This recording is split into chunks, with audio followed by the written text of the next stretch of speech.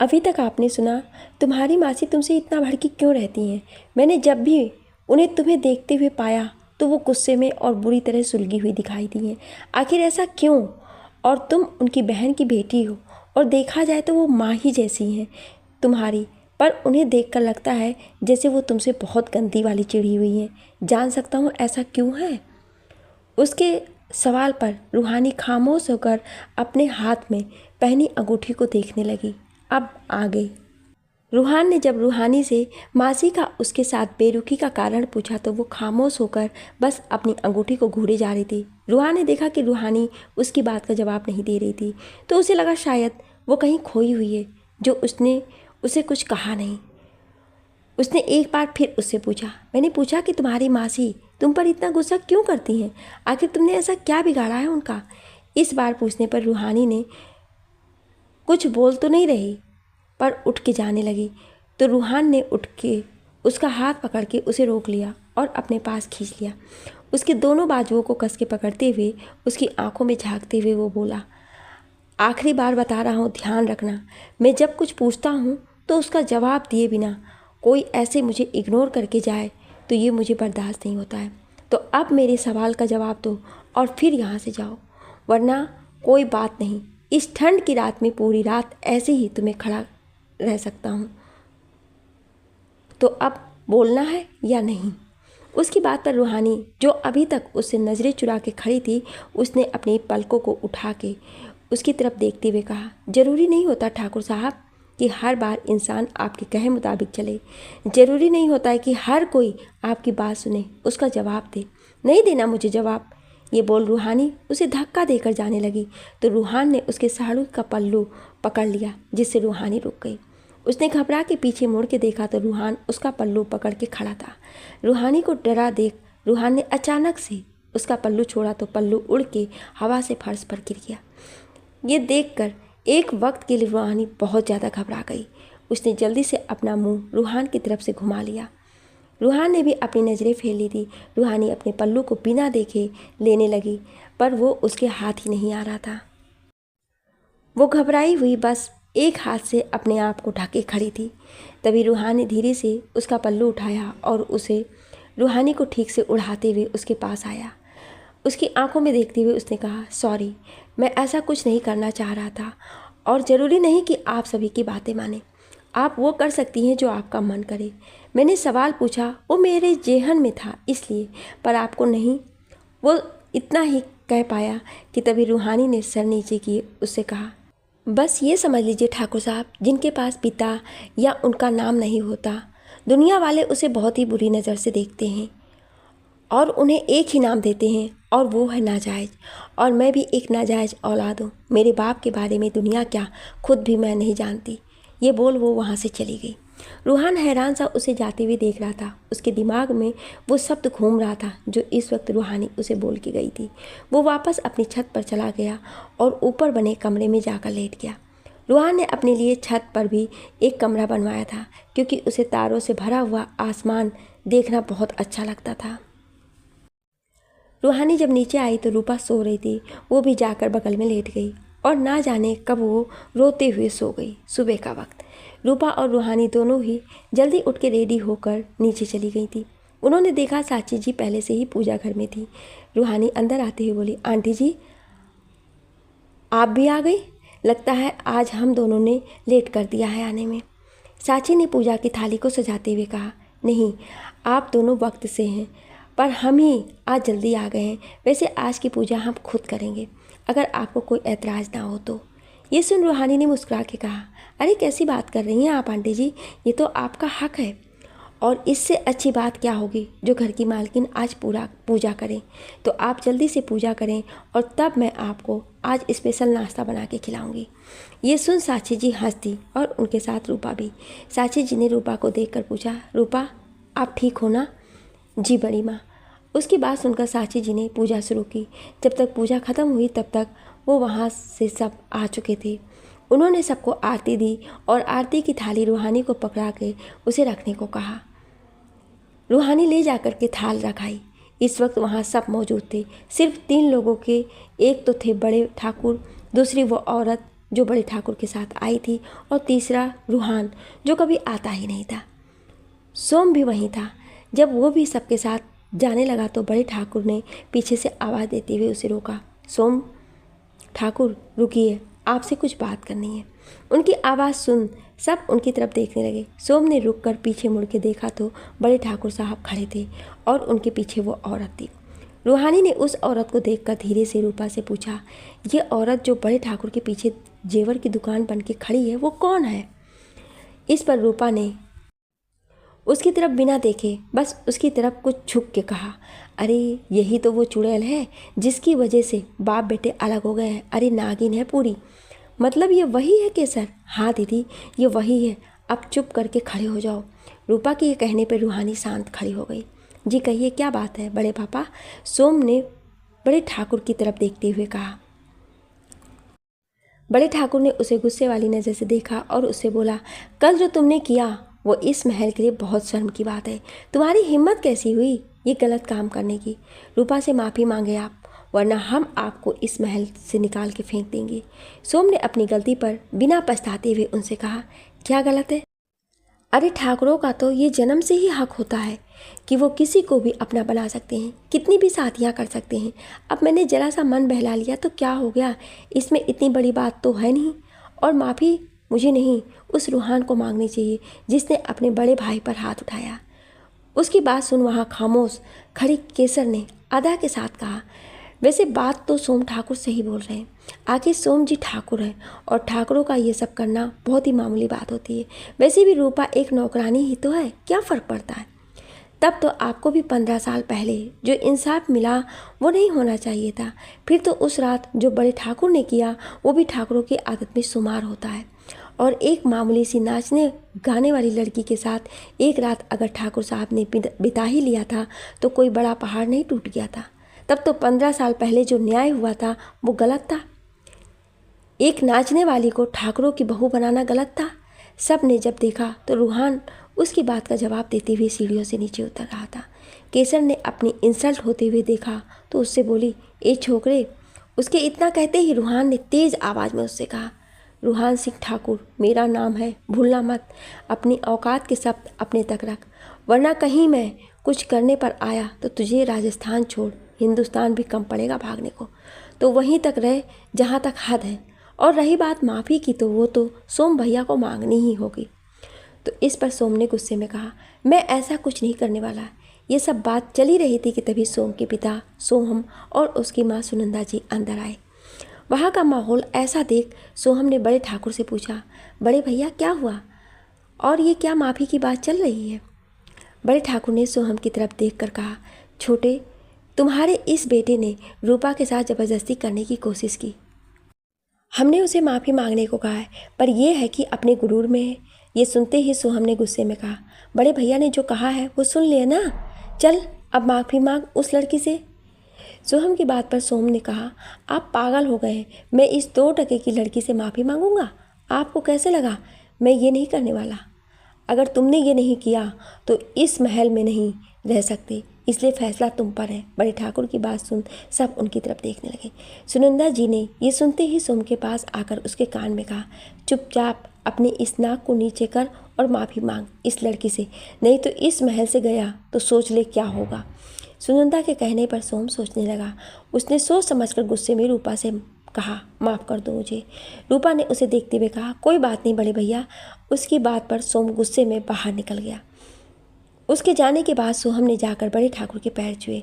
रूहान वापस से अपने घर की तरफ जाने वाला था कि तभी साची जी ने उसका हाथ पकड़ के उससे कहा, नाश्ता कर ले तब जाना। नहीं माँ, मेरी इम्पोर्टेंट मीटिंग है तो उसके लिए रेडी होना है। ये बोल वो चला गया। रूहानी उसे जाते हुए देख रही थी। साची जी ने उससे सब के लिए नाश्ता लगवाने को कहा और उसे अपने साथ ले गई। रूहानी और रूपा उनके कहने पर उनके साथ चल दिए। साची जी ने एक थाली सजाई और उसे रूहानी को देते हुए कहा, इसे उस खड़ूस को खिला के ही आना, वरना आज हम भी कुछ नहीं खाने वाले। तो जा अब और खिला के आओ। उनके कहने पर रूहानी ने थाली ले तो ली, पर उसे डर लग रहा था। इधर रूहान अपनी मीटिंग के लिए रेडी हो रहा था। उसने शर्ट पहनी और उसके बटन लगाने लगा। इस वक्त वो बहुत गुस्से में था। वो रेडी होकर अपना कोट लेकर जैसे बाहर आया, सामने रूहानी उसे खाने की थाली लिए खड़ी दिखाई दी। रूहान कुछ बोल पाता इससे पहले रूहानी ने ही बोलना शुरू किया। देखिए, मैं यहाँ नहीं आना चाहती थी, मेरा जरा सा भी मन नहीं था यहाँ आने का, पर आंटी जी ने कहा कि अगर मैं आपको खाना खिलाए बिना आई तो आज पूरे दिन वो भी खाना नहीं खाने वाली, तो प्लीज़ आप खा लें ज़रा सा, फिर चाहे तो मुझे भी भर के डांट लेना, मैं सुनने को भी तैयार हूँ, पर आप बिना खाए मत जाइए प्लीज़। ये सब रूहानी एक सांस में बोल गई। रूहान बस उसे देख रहा था। उसने बिना कुछ कहे आकर सोफे पर बैठ गया। रूहानी समझ गई कि रूहान मान गया है, इसलिए उसने भी जल्दी से खाने की थाली ले जाकर उसके सामने वाली टेबल पर रख दी। रूहान ने खाना शुरू किया तो रूहानी गई पानी ले आई। रूहान खा रहा था और रूहानी खड़ी देख रही थी। रूहान बस शांति से खाए जा रहा था। रूहानी ने अपने मन में कहा, सब अच्छा है, पर यह समझ नहीं पाई ठाकुर साहब की आपने कभी क्यों ये जानने की कोशिश नहीं की कि आपके पिता सच में दोषी थे या नहीं। आखिर सिर्फ आपने उसे जलती फिरती जेवर की दुकान की बात कैसे मान ली। आप अपने पिता से 1500 साल दूर रह गए, पर इन 15 सालों में आपने ये क्यों नहीं जानने की कोशिश की कि वो बेगुनाह भी तो हो सकते हैं। घुटन नहीं होती आपको इस तरह रहने पर? बहुत नहीं, पर कुछ तो आपकी आंखों में दिखता है। वो यही सब सोच रही थी कि तभी रूहान ने उससे कहा, मीठा नहीं है क्या? उसके ये कहने पर उसका ध्यान गया और उसने कहा, नहीं वो तो नहीं है, पर आप रुकें, मैं आती हूँ। ये बोल वो रसोई घर में चली गई और जल्दी से कटोरी में कुछ ले आई। रूहान उसे बहुत ध्यान से देख रहा था। रूहानी ने जो एक रोटी बची थी उसे हाथों से दूध में मिक्स किया और रूहान की तरफ कटोरी बढ़ा के कहा, लीजिए मीठी दूध रोटी, बहुत अच्छी होती है, दीदी मुझे अपने हाथों से खिलाती थी, आप भी खा के देखो, बहुत अच्छा लगेगा। रूहान ने उसकी तरफ देखते हुए कहा, इसे मैं भी अपने हाथों से ही खाऊं या फिर चम्मच भी मिलेगा मिस रूहानी? इस पर रूहानी ने कहा, माफ़ करें, पर अभी आपका किचन ठीक से नहीं है तो सामान खोजने में बहुत वक्त लग रहा है। ये तो कटोरी इतनी मुश्किल से मिली है, पर रुकिए, इसका भी उपाय है। ये कहते हुए उसने कटोरी में से लेकर मीठी दूध रोटी अपने हाथ में लिया और उसकी तरफ बढ़ा दिया। रूहान उसे देखे जा रहा था तो रूहानी ने कहा, जल्दी मुंह खोले, नहीं तो आपको भी लेट हो जाएगा। उसके कहने पर रूहान ने मुंह खोल थोड़ा आगे आया तो रूहानी ने उसे खिला दिया। उसने जैसे ही खिलाया वैसे ही नील कुछ लोगों के साथ अंदर आते हुए बोला, सर चले?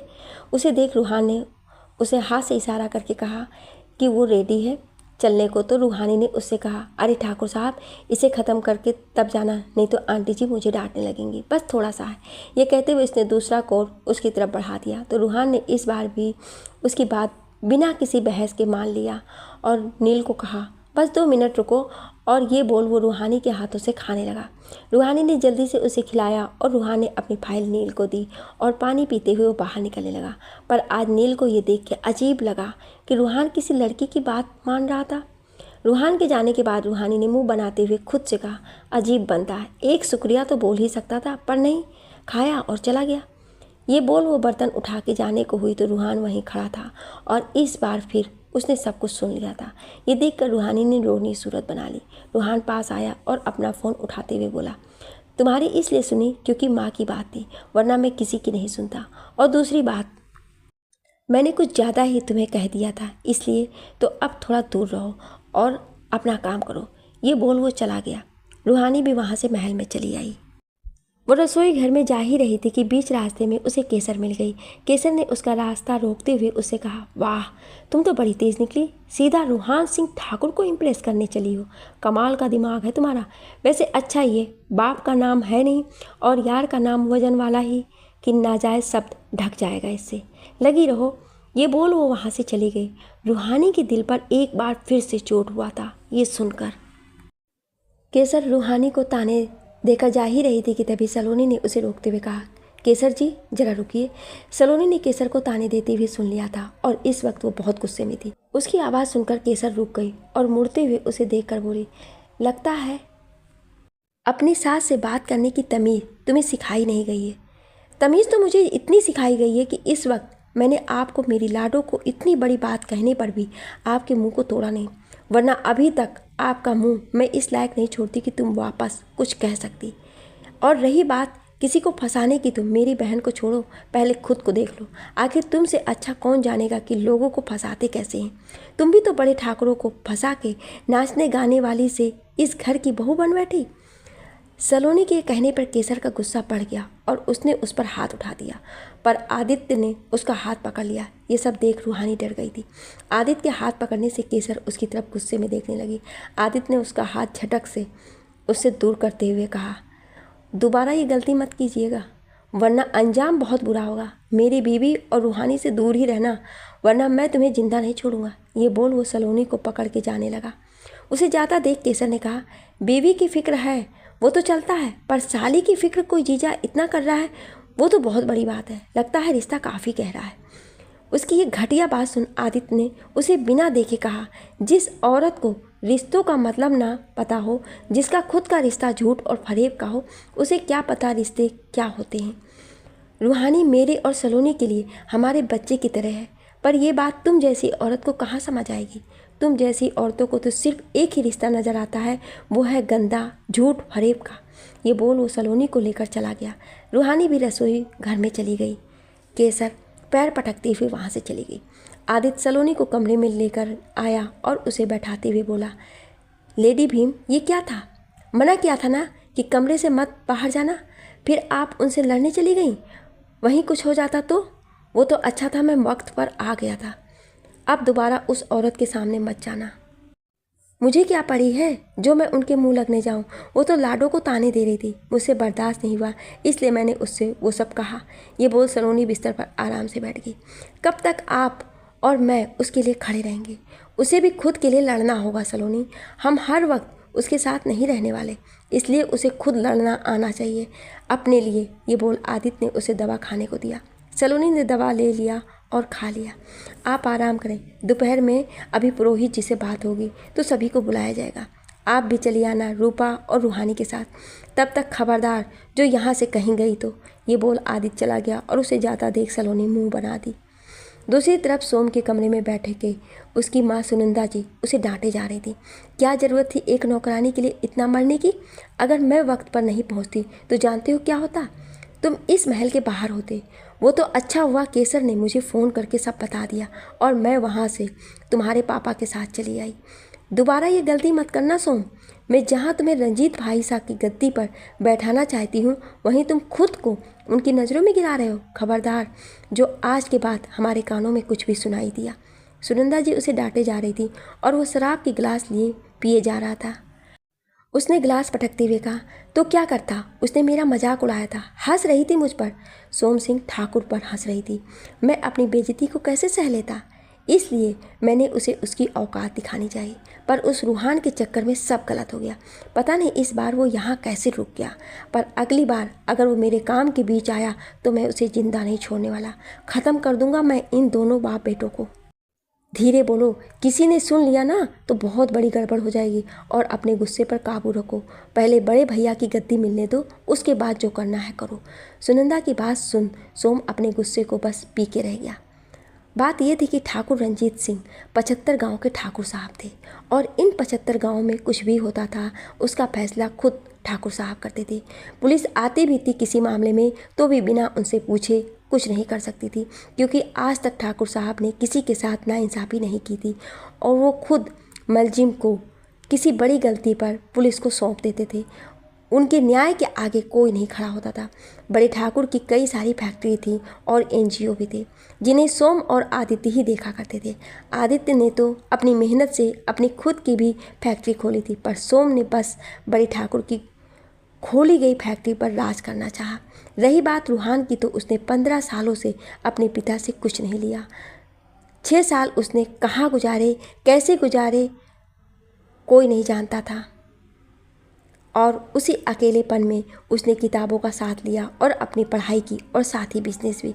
उसके पास जो भी संपत्ति थी या जो भी कुछ उसने बनाया था वो खुद अपनी मेहनत से बनाया था। सोम और उसकी माँ चाहते भी यही थे कि रूहान बड़े ठाकुर साहब से अलग हो जाए और ये हो चुका था। और अब सुनंदा की चाह थी सोम ठाकुर साहब की गद्दी पर बैठा देखने की और इसके लिए वो हर कोशिश कर रही थी। इधर रूहान अपनी एक मीटिंग के सिलसिले में जयपुर विनय सिंह राजपूत के महल आया था। विनय जी जयपुर के बहुत अच्छे बिजनेसमैन और अच्छे आदमी भी थे। इनकी शादी हो रखी थी पर इनकी कोई औलाद नहीं थी। विनय जी की पत्नी सुलेखा जी एक बहुत ही अच्छी औरत थी। विनय जी और रूहान बैठे किसी प्रोजेक्ट पर बात कर रहे थे कि तभी सुलेखा जी चाय नाश्ता लेकर हॉल में आई। उन्हें आता देखकर रूहान ने खड़े होकर उन्हें नमस्ते किया। अरे बैठ जाओ रूहान, वैसे इस बार तुम यहाँ मिले, हमें बहुत खुशी हुई, वरना अक्सर साहब आपसे ग्वालियर ही मिलते थे, वो भी ऑफिस में। हमसे तो किसी पार्टी में ही मुलाकात होती थी। ये कहते हुए उन्होंने नौकर से ट्रे नीचे रखकर जाने को कहा। नौकर ने उनकी बात सुनी और ट्रे रखकर चला गया। रूहान ने उनकी बात का जवाब देते हुए कहा, हाँ मैम, वो माँ को देखने आया था, उनकी तबीयत खराब थी तो इसीलिए यहाँ आना पड़ा और रुकना भी पड़ा। रूहान के कहने पर मिस्टर राजपूत ने कहा, हाँ हमने पूछा नहीं आपसे कि अब साची जी कैसी हैं, ठीक तो है ना वो? जी वो एकदम ठीक है। सुलेखा ने उसे नाश्ते की प्लेट देते हुए कहा, तो खाना खा के जाओगे ना? भाई हम तो तय कर चुके हैं कि दोपहर का खाना हमारे साथ खाओ तुम।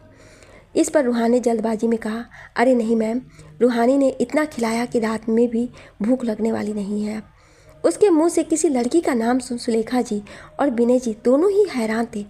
सुलेखा जी तो उसकी टांग खींचते बोली, ये रूहानी कौन है रूहान? पहले तो कभी इसका नाम ही नहीं सुना था आपके मुँह से। उनके ये पूछने पर रूहान ने बात को पलटते हुए कहा, सर ये फाइल आप पढ़ के बता देना, अगर आपको सही लगे तो डील मैं मिस सारा के साथ ना करके आपके साथ करना चाहूँगा। तो अभी मैं चलता हूँ, मुझे कुछ काम है। ये बोल के रूहान उठने लगा तो सुलेखा जी ने उसे देखते हुए कहा, कोई बात पलटना तो रूहान सिंह ठाकुर से सीखे। वैसे इस बार आप बच गए, पर अगली बार आप बचने वाले नहीं हैं। उनके बोलने पर वो बस मुस्कुरा के उन्हें बाय बोल वहाँ से चला गया। मिस्टर राजपूत और सुलेखा उसे जाता देख हंस रहे थे। विनय रूहान के पापा के अच्छे दोस्त में से एक थे। रूहान उनकी बहुत इज्जत करता था। विनय जी रूहान के बारे में सब जानते थे, इसलिए रूहान से ज़्यादा कुछ नहीं कहते थे, पर सुलेखा जी कभी कभी उसके साथ हंसी मजाक कर लेती थी। रूहान भी उन्हें कभी कुछ नहीं कहता, बस हंस के उनके मजाक को टाल देता था। रूहान आकर गाड़ी में बैठा और नील से बोला, नील वो घर रेनोवेट करा दिया तुमने? मैं कुछ दिन वहाँ जाकर रहना चाहता हूँ, अगर काम पूरा हो गया हो तो मुझे बता देना। नील ने ये सुनते ही सामने वाले मिरर में से उसे देखते हुए बोला, बस सर इस हफ्ते हो जाएगा कंप्लीट, फिर आप चले जाना वहाँ। ये सुन रूहान शांति से बैठ गया।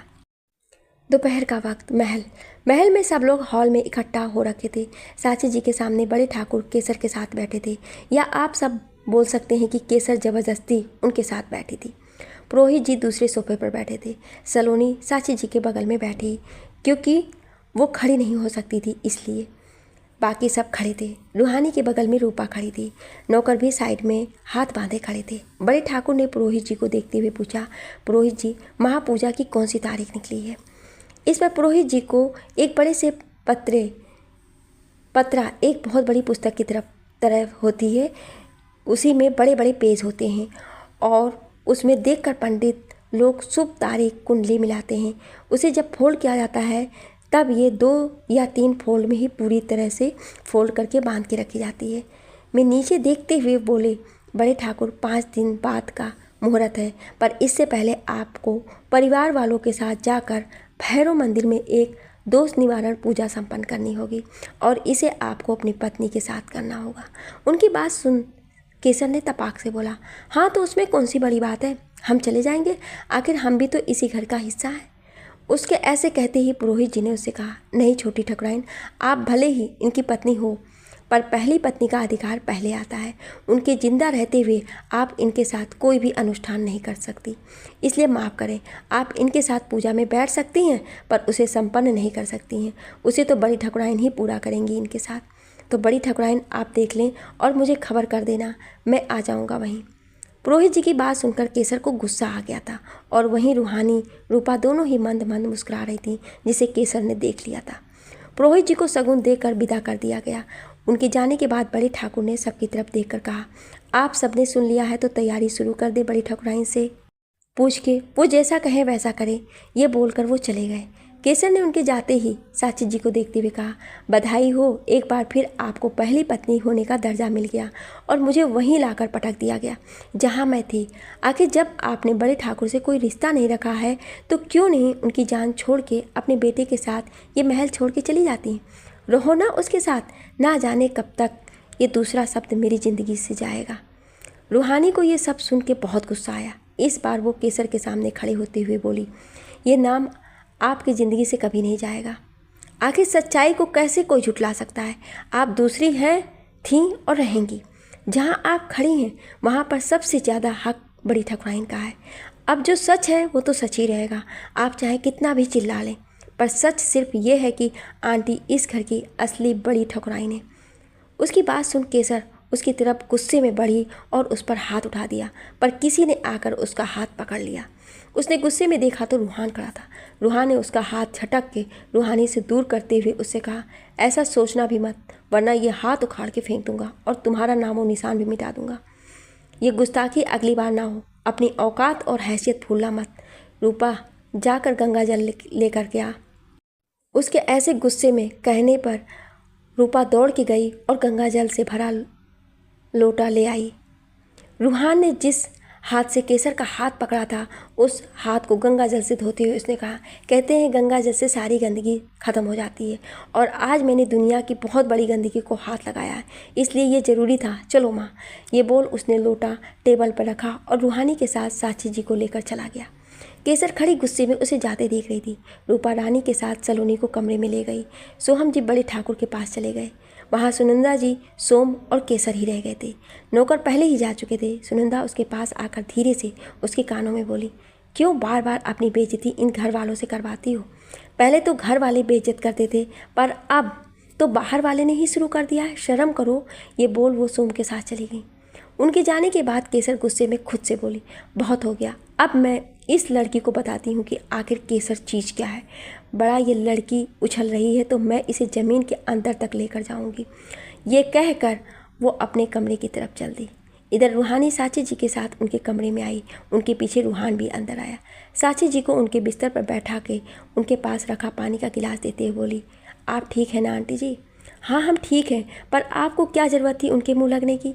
बोलने देती जो बोल रही थी वो, अभी कुछ हो जाता तो वो। अच्छा वह रूहान वक्त पर आ गए। साची जी बोल ही रही थी कि तभी रूहान ने उनकी बात काटते हुए बोला, अच्छा है, कम से कम ये बड़ बोली का मुंह तो बंद होता कुछ वक्त के लिए। रूहान के मुंह से ये सुनकर रूहानी ने हैरानी होकर मुंह खोलते हुए कहा, क्या मैं बड़ बोली हूँ? देख रही हो आंटी जी, आपका बेटा मुझे बड़ बोली कह रहा है। इन्हें आए 2 दिन भी नहीं हुए और इन्होंने मेरा नाम बिगाड़ दिया है। खुद को नहीं देखते राक्षस कहीं के, जब देखो मुंह सड़ा के बैठे रहते हैं और मुझे बड़ बोली कहते हैं। खुद कुछ बोलो मत, मुझे कुछ बोलने मत दो। साक्षी जी और रूहान उसे बोलता देखकर हंस रहे थे। रूहान ने साक्षी जी से कहा, देख लो माँ, अब आप क्या बोलना चाहती हैं? है ना बड़ बोली? शुरू होती है तो ये रुकती ही नहीं। अच्छा सुनो, आज मेरे लिए रात का खाना बना देना, पर यहाँ नहीं, मेरे किचन में, और प्लीज़ खाना ऐसा बनाना जो खाने लायक हो। पता चले मैं खा के मर गया तो बहुत बुरा हो जाएगा, इसलिए थोड़ा समझदारी से। क्यों? मैं रूपा से बोल दूँगी, वो बना देगी। ये बोल के वो वहाँ से चली गई। रूहान ने साक्षी जी को आराम करने को कहा और रूहानी के पीछे चला गया। उसने देखा तो रूहानी सीढ़ियाँ चढ़ के अपने कमरे में जा रही थी। रूहान उसके पीछे गया और सीढ़ियों के कोने पर उसका हाथ पकड़ के रोकते हुए उसे दीवार से लगा के खड़ा हो गया। रूहानी ने उसे देखते हुए कहा, यह हरकत नहीं गई ठाकुर साहब, रास्ता छोड़े हमारा। रूहान ने उसे देखते हुए कहा, मुझे ना सुनने की आदत नहीं है, इसलिए जो कहा है कर देना। 9 बजे तक मुझे मेरी डाइनिंग टेबल पर खाना चाहिए, और अगर नहीं मिला तो आधी रात में उठ के तुम बनाओगी, पर बनाओगी तुम ही। अब सोच लो क्या करना है। ये बोल रूहान वहाँ से चला गया। रूहानी उसे जाता हुआ देखकर घूरी जा रही थी। रात का वक्त, रूहान का घर। रूहानी जल्दी जल्दी रूहान के घर आई और देखा वो किसी से वीडियो कॉल पर बातें कर रहा था। रूहान ने उसे इशारा कर शांति से काम करने को कहा। रूहानी चुपचाप किचन में चली गई। उसने अंदर आकर देखा तो किचन बहुत अच्छे से कर दिया गया था। सारे बर्तन डिब्बे सलीके से रखे हुए थे। रूहानी काम करने लगी तभी उसके दिमाग में शरारत सूझी। उसने एक बड़ा सा पतीला अपने हाथ से छोड़ दिया और दोनों कानों पर हाथ रखे आंखें बंद करके खड़ी हो गई। रूहान ने जब एक गिरने की आवाज़ सुनी तो चिल्ला के बोला, रूहानी। बस इतना ही बोला था कि रूहानी ने कहा, सॉरी ठाकुर साहब, गलती से पतीला छूट गया। ये बोल वो हंसती। रूहान ये सुन वापस से काम करने लगा। रूहानी ने देखा मिस्टर रूहान काम करने लगा तो उसने पतीला उठा के ऊपर रखा और अपने हाथ में जग लेते हुए पानी का टैप पूरा खोल दिया और पानी को तेज़ आवाज़ रूहान तक गई तो उसने फिर उसका नाम बोला। फिर से उसने माफ़ी मांग ली। ऐसे जब 2-3 बार हुआ तो रूहान लैपटॉप बंद कर उसके पास आ गया। उसने देखा रूहानी जानबूझ के ऐसा कर रही थी। रूहानी ने उसे देखते ही रोनी सी सूरत बना के अपने काम में लग गई। रूहान वहीं बैठ गया। रूहानी अब पूरी शांति से काम कर रही थी। रूहान कभी उसे देखता, कभी उसे परेशान कर रहे उसके बालों को। रूहानी ने आटा गूंथ ही रही थी कि और उसके बाल खुल के आटे में आने लगे तो रूहान ये देखकर उसके पीछे गया और धीरे से उसके बालों को पकड़ के बांधने लगा। तो रूहानी को अजीब सा लगने लगा। रूहानी ने उसका जूड़ा बना के उसे चम्मच अटका दिया। रूहानी ने ये देखकर उससे कहा, ठाकुर साहब, आप बॉयज़ स्कूल गए थे ना? रूहानी ने उसकी बात पर सुन हैरानी होते हुए कहा, हाँ, पर तुम्हें कैसे पता? रूहानी ने आटा गूंथते हुए उससे कहा, और आपकी कभी कोई गर्लफ्रेंड नहीं होगी और ना कोई लड़की फ्रेंड होगी, मैं सही हूँ ना? इस पर भी रूहान ने हैरान होकर कहा, पर तुम्हें कैसे पता ये सब मिस बड़बोली? इस बात पर रूहानी ने गुस्से में उसे आंखें दिखाते हुए कहा, क्योंकि अगर होती तो आपको पता होता कि किसी लड़की के बालों में जूड़ा बना के चम्मच से नहीं अटकाते। कौन बालों में चम्मच लगाता है? कभी देखा है किसी लड़की को ये करते? उसकी बात पर रूहान ने उससे कहा, शुक्र करो कि चम्मच लगाया, नहीं तो मैं तो सोच रहा था कांटे वाला चम्मच तुम्हारी भूसे जैसी खोपड़ी में घुसा दूँ। अब चुपचाप काम करो, नहीं तो पीछे बहुत सारे कांटे वाले चम्मच हैं। दिमाग खराब हुआ तब बताऊँगा। ये सुनते ही रूहानी डर के काम करने लगी। उसने खाना बनाया और लाकर टेबल पर रख दिया। रूहानी उसे देखकर बोली, आप खाना खाएं तब मैं जाऊं। रूहान खाना खाने बैठा ही था कि तभी हॉल में रखा वास बहुत तेज से टूटा। ये सुनते ही रूहानी की चीख निकल गई। तब एक और गोली रूहानी के पीछे से निकल गई। ये देख रूहान ने उसे अपने पास खींच लिया। रूहानी और रूहान पर गोलियां चले जा रही थी। रूहान ने देखा कि गोलियां बंद नहीं हो रही हैं तो उसने रूहानी का हाथ पकड़कर उसे डाइनिंग टेबल के पास खींच लिया और दोनों ही वहां पर नीचे बैठ गए। तभी रूहान ने देखा कि फायरिंग बंद हो चुकी है। वो उठकर देखने लगा कि तभी फायरिंग शुरू हो गई। रूहान ने रूहानी से कहा, तुम यहीं बैठो, मैं अभी आता हूँ। ये बोल वो जाने लगा तो उसे जाता देख रूहानी ने उसका हाथ पकड़ के कहा, पागल हो गए हैं आप? देख रहे हैं कितनी गोलियां चल रही हैं और आप हैं हीरो बने चले जा रहे हैं।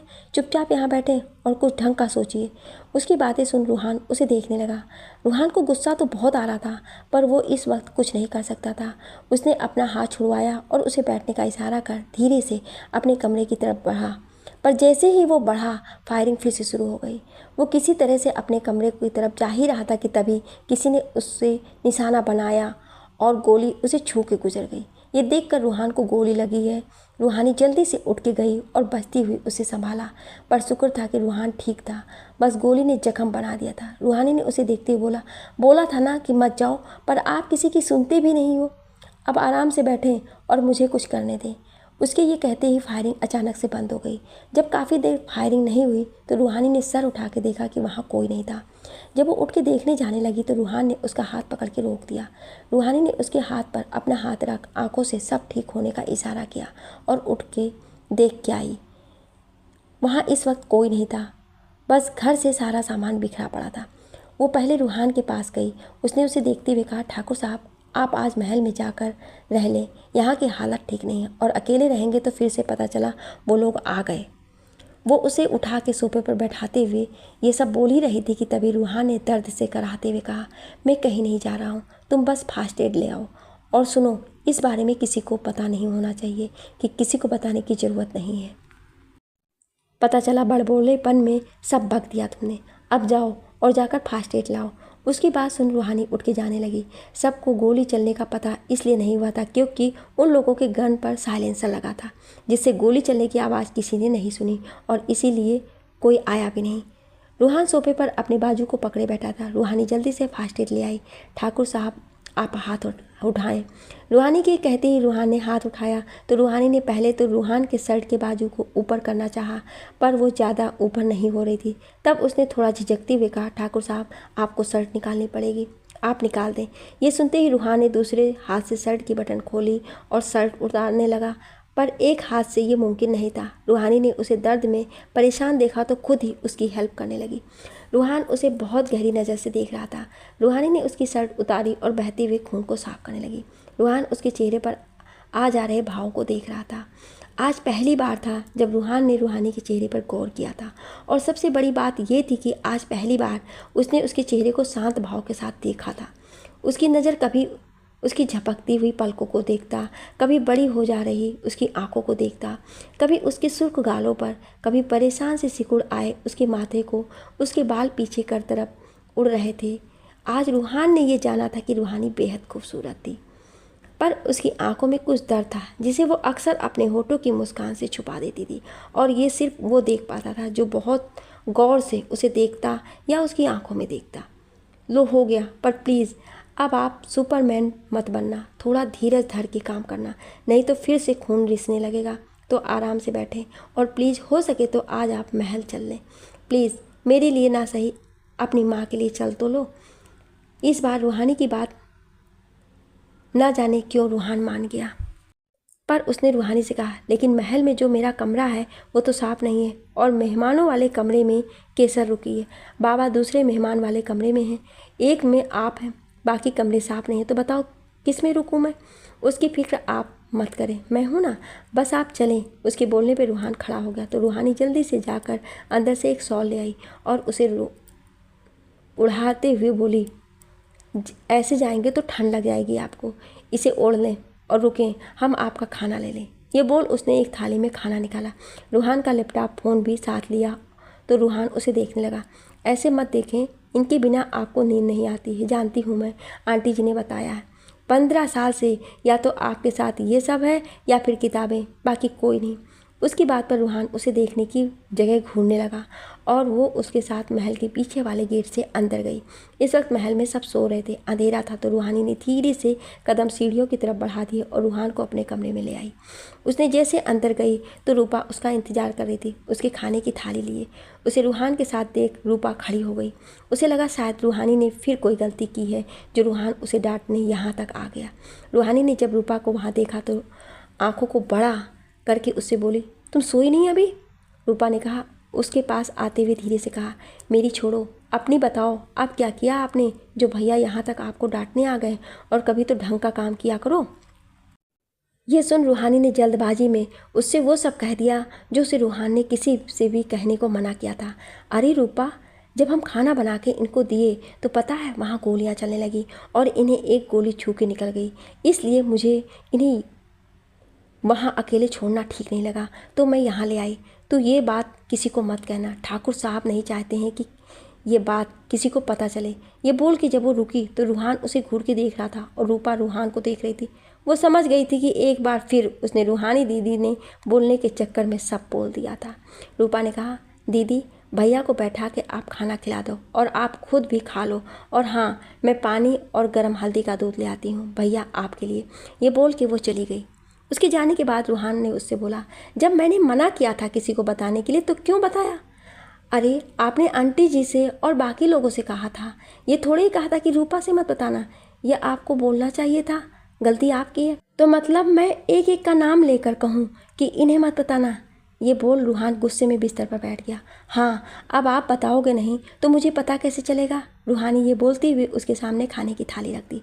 रूहान ने उसे देखते हुए मुंह बना के मन में कहा, क्या अजीब पागल लड़की है। माँ इस पागल बड़बोली को इतना पसंद क्यों करती हैं? दिमाग तो है नहीं, जो मना किया वही कर दिया। उधर रूपा जब किचन में दूध गर्म करके लेकर आ रही थी तो केसर ने उसे देख लिया। उसने उसके पास आकर पूछा, रूपा इस वक्त किसके लिए ये सब ले जा रही हो? और ये हल्दी वाला दूध किसके लिए? कोई बीमार है क्या?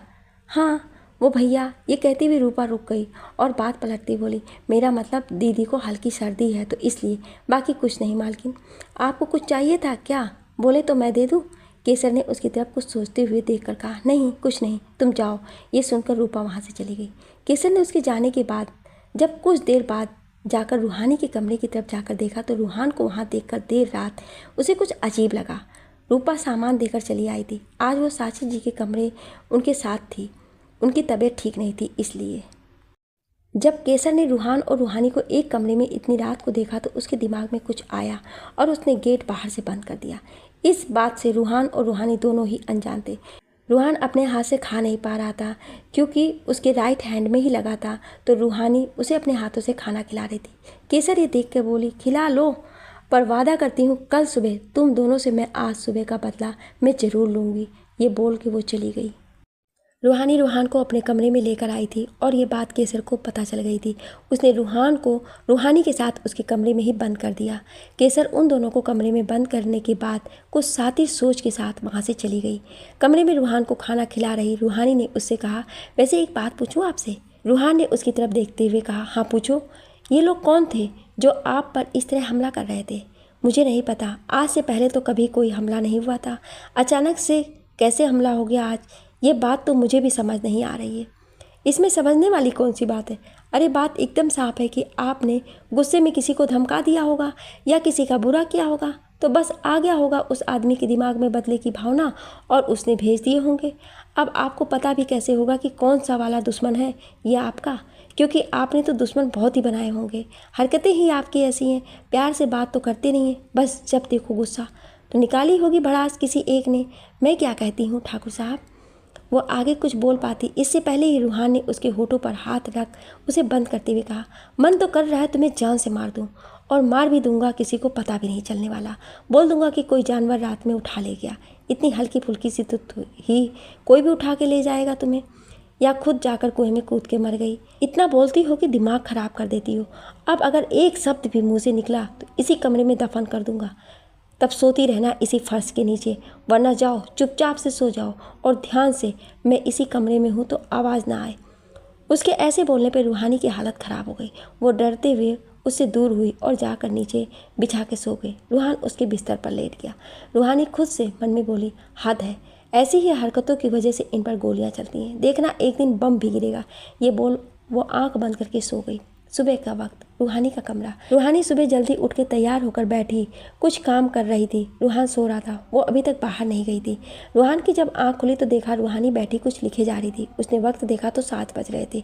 ये देख वो उठने लगा तो उसके हाथ में दर्द हो गया, जिससे उसके मुंह से कराहने की आवाज़ निकल गई। रूहानी ने जब ये सुना तो उठ के उसके पास आई। आप ठीक है ना? रूहान ने हाँ में सिर हिला दिया और उठ के साल ओढ़ के जाने लगा, पर जैसे उसने दरवाज़ा खोलने के लिए गेट को खींचा तो वो नहीं खुला। ये देख रूहान ने रूहानी से कहा, तुम्हारे कमरे का दरवाज़ा जाम है क्या? ये सुन रूहानी ने कहा, कल तक तो जाम नहीं था, आज कैसे हो गया? रुकिए मैं खोलती हूँ। ये बोल वो रूहान को हटा के खुद दरवाज़ा खोलने लगी, पर उससे भी दरवाज़ा नहीं खुला। ये देख वो परेशान हो गई। ये दरवाज़ा खुल क्यों नहीं रहा है? अभी सब लोग उठ जाएंगे और पता चला कोई यहाँ आया और आपको देखा तो बहुत बड़ा बखेड़ा खड़ा हो जाएगा। ठाकुर साहब कुछ करें और ये दरवाज़ा खुलवाइए, नहीं तो अभी मौसी को पता चला तो वो मुझे जान से ही मार डालेंगी। कुछ कीजिए आप प्लीज़। रूहानी को ऐसे परेशान होता देख रूहान ने कहा, आप शांत हो जाएं, मैं कुछ करता हूँ, किसी को आवाज़ देकर बुला लो, वो खोल देगा, ऐसे मत डरें आप। उसकी बात सुन रूहानी ने उससे कहा, आप पागल हो गए हैं ठाकुर साहब, अभी किसी एक को आवाज़ दिया तो महल के सारे लोग यहाँ चले आएंगे और ये पता चलते देर नहीं लगेगी कि आप और मैं यहाँ कमरे में थे। इस बात पर रूहान ने उसे गुस्से में पकड़ के कहा, कल रात जब आप मुझे यहाँ लेकर आई थी तब आपको डर नहीं लगा था? तब आपने नहीं सोचा रूहानी कि कोई क्या बोलेगा? आप ऐसे घबरा रही हैं जैसे आपने पता नहीं क्या कर दिया है। शांत हो जाएं, मैं हूँ ना। रूहान इतना बोल ही रहा था कि तभी कमरे का दरवाज़ा खुला। उन दोनों ने जब दरवाजे की तरफ देखा तो केसर खड़ी थी और उसके पीछे ठाकुर, सुमित्रा जी और मनोहर जी खड़े थे। बाकी सब सलोनी, रूपा, साक्षी जी और आदित्य, ये सब अभी यहाँ नहीं थे। केसर ने दोनों को देखकर सातिर मुस्कान दी और बड़े ठाकुर की तरफ देखकर बोली, देखा बड़े ठाकुर साहब, ये छोरी कितनी तेज निकली और आपका बेटा भी कुछ कम नहीं है। बड़ी बड़ी बातें करता था पर हरकतें देखो। बताओ, एक लड़की के कमरे में पूरी रात रहा और जिस तरह अभी इसने उस लड़की को पकड़ रखा है, लगता है इसकी कुछ ज़्यादा ही गहरा है। अरे रूहान ठाकुर, कम से कम अपनी ना तो अपने पिता की इज्जत का सोचते। ये लड़की तो है ही है नाजायज़, पर आप क्यों ऐसी घटिया लड़की को अपने लिए चुन लिए?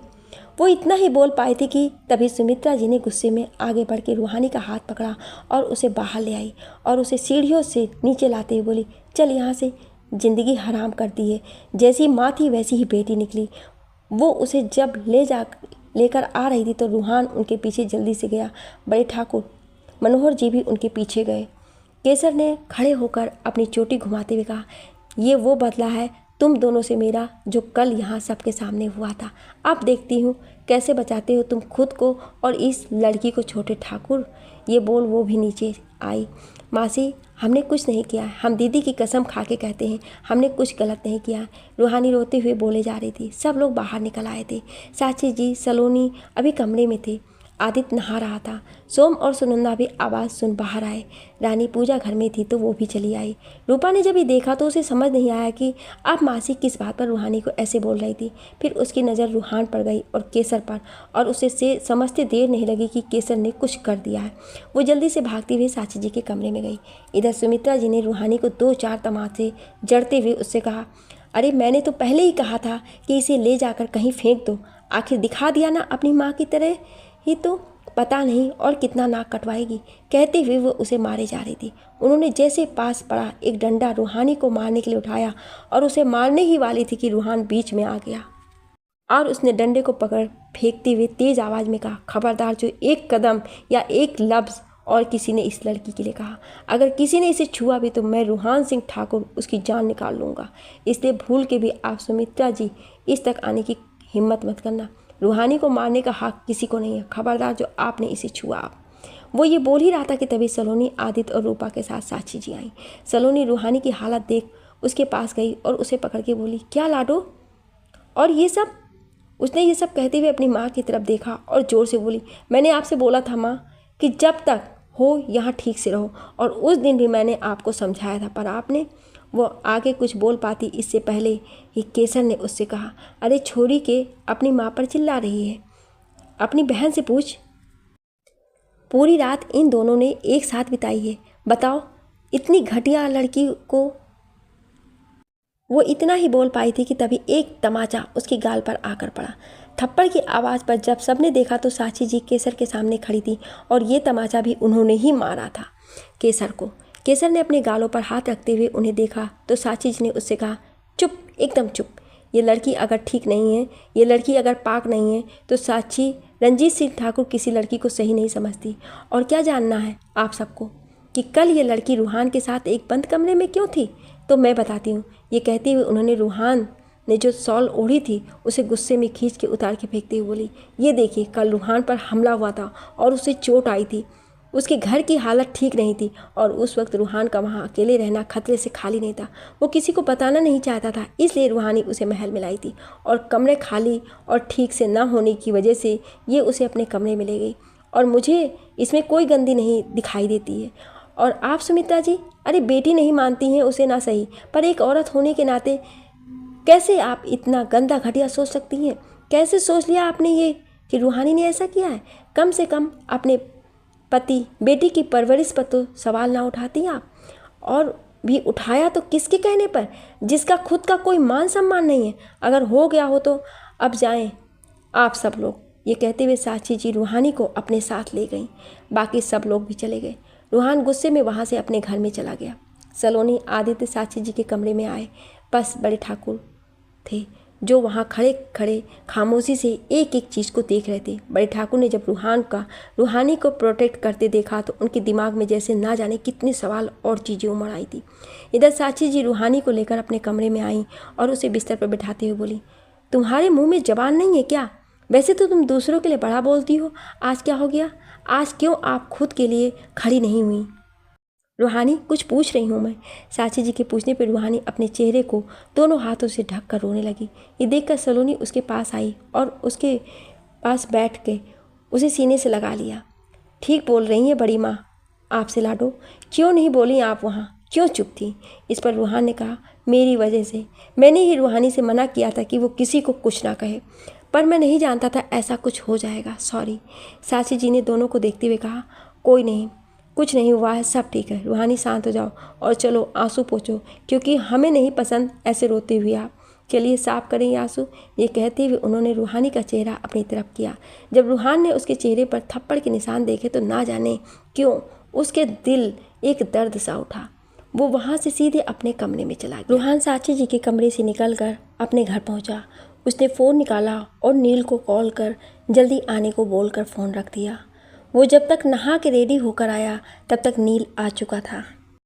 उसने नील को देखते हुए कहा, नील, यहाँ गार्ड्स हायर करो और केसर को कुछ सबक सिखाना है, देख लो कैसे हैंडल करोगे, पर यह काम आज हो जाना चाहिए।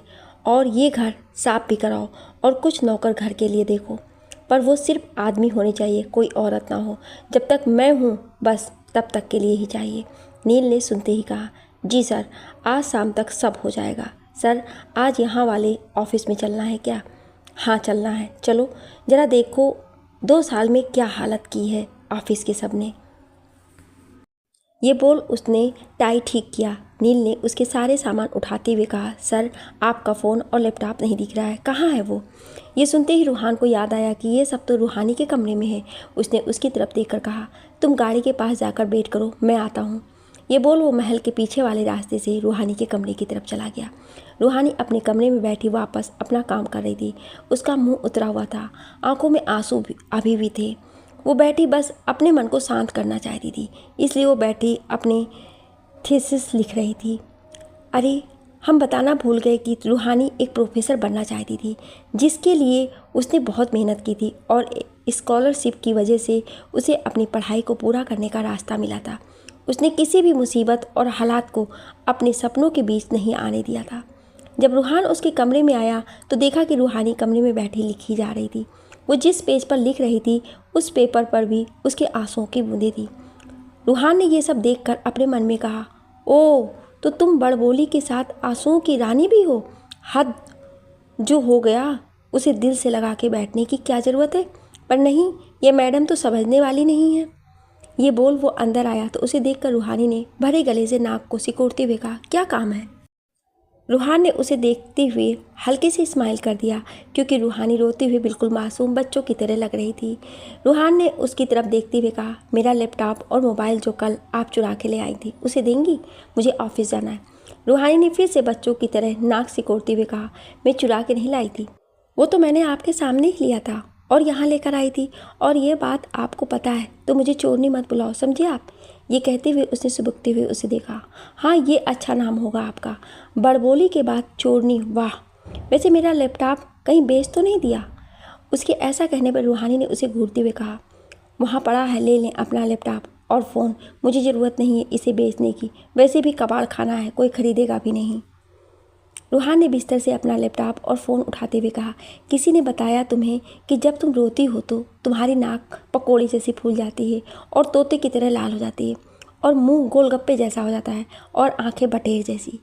इस बात पर रूहानी ने अपने आंसू पोंछते हुए नाक से कोड़ के कहा, आपसे तो अच्छी दिखती हूँ, खुद को नहीं देखते? आए बड़ा दूसरों को कहने वाले। खुद को इतना भी नहीं पता कि अगर लड़की रोती है तो उसे चुप कराया जाता है, ना कि उसे ऐसे बोला जाता है। जाएं आप, आपको आपका लैपटॉप फ़ोन मिल गया ना, जाएं आप, मुझे मेरे कमरे में अकेला छोड़ दें। रूहान ने उसे देखते हुए कहा, लड़की होती तो चुप कराता ना, अब बंदरिया को कैसे चुप कराते हैं, मुझे नहीं आता। ये बोल वो मुस्कुरा रहा था। क्या कहा आपने मुझे? मैं बंदरिया की तरह हूँ?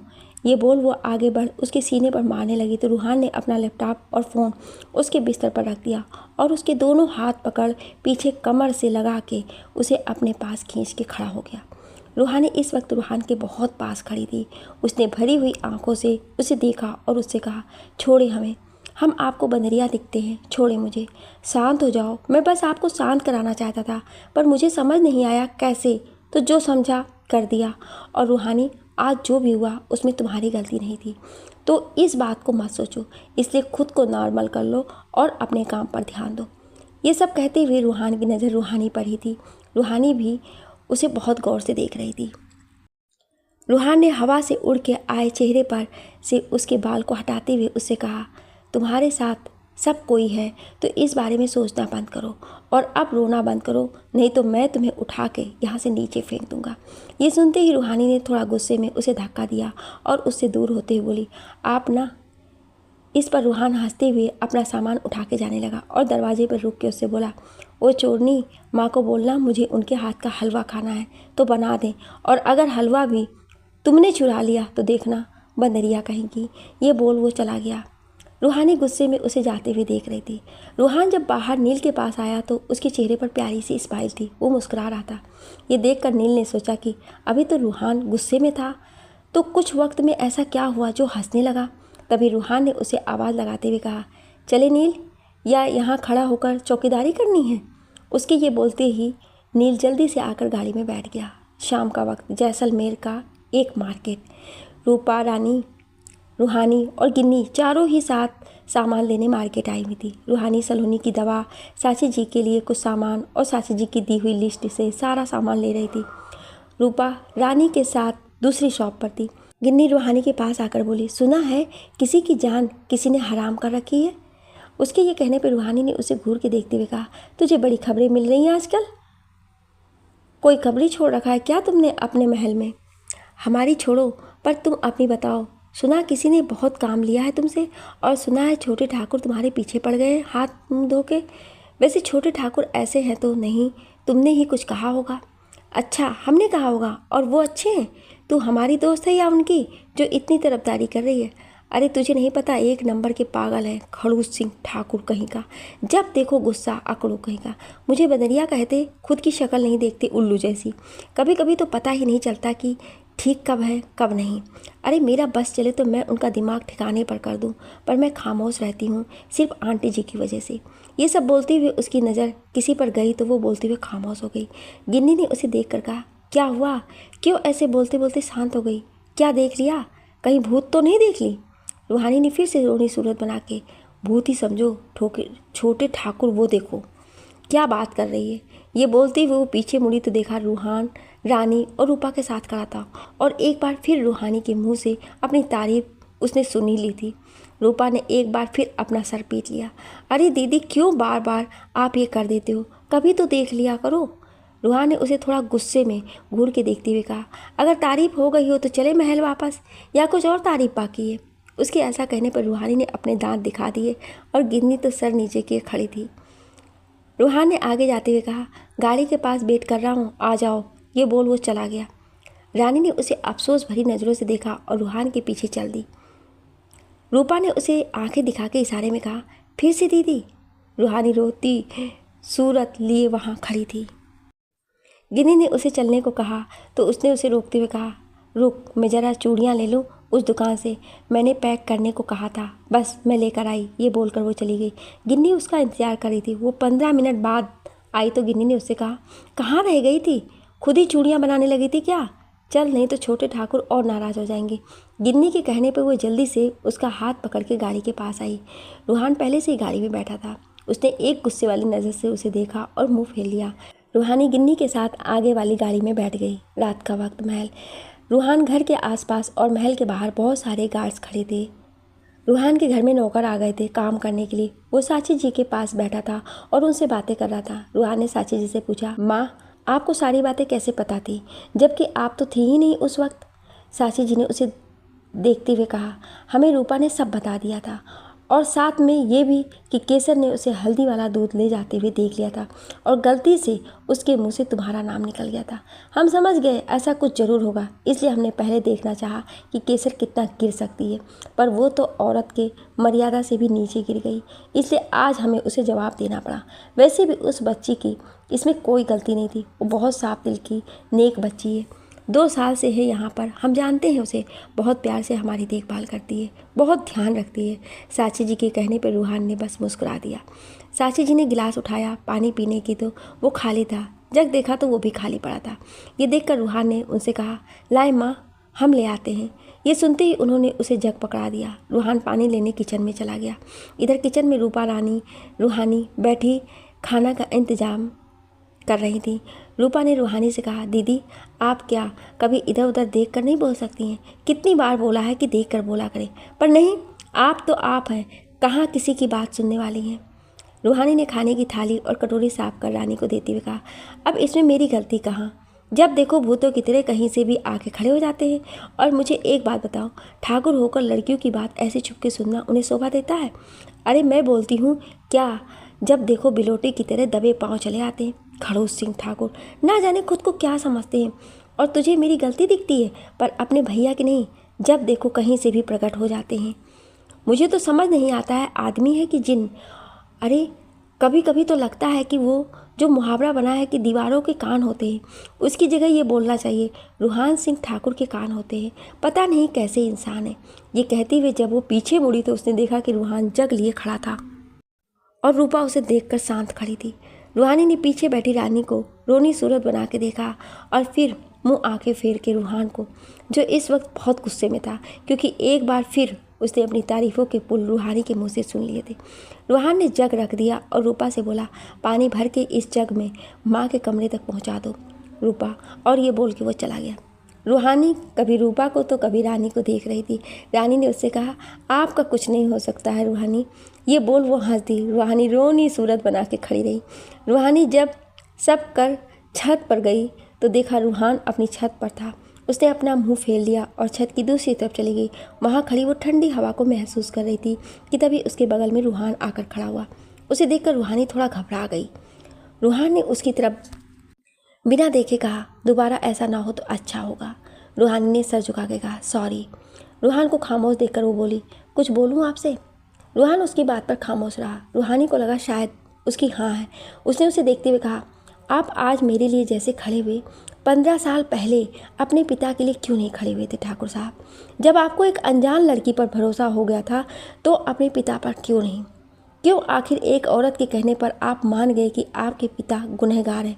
मुझे समझ नहीं आता कि आखिर कि बेटा अपने बाप पर इतना भी भरोसा नहीं कर सकता था क्या? क्या जवाब देगा रूहान रूहानी के सवालों का? क्या इस बार फिर से रूहानी ने कुछ ज़्यादा ही बोल दिया? जानने के लिए सुनिए अगले भाग में। क्या आप अगला भाग सुनना चाहते हैं तो कमेंट में यस ज़रूर लिखिएगा। Thank you.